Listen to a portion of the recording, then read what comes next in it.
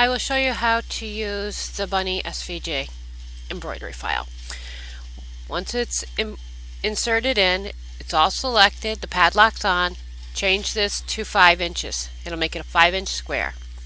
Once that's completed, we can come over here and we can just move it so it's all onto one mat. Do not slice, do not weld, do not attach. It'll be on your mat in 2 pieces. We can take the bunny and we can slide it over to the 5-inch square. Select the 5-inch square and we will hide the selection. The reason I use 5-inch squares is because they're charm packs that I have, and it just makes it easier to use.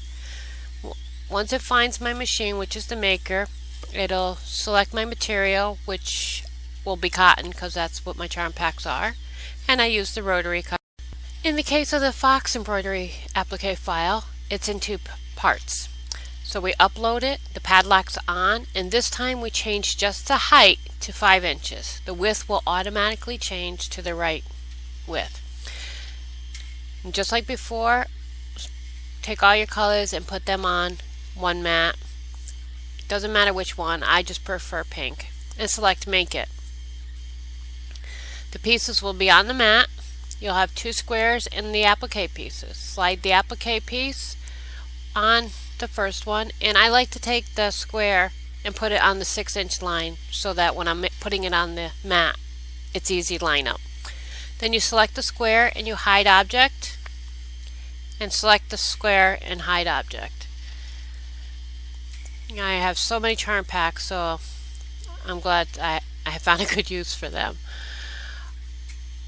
Choose your fabrics again. It's cotton. And I have the rotary cutter. I use the green mat. As you can see, it's on the mat and then it's cut out, and then I do the first embroidery and I put it right in there and finish the embroidery file.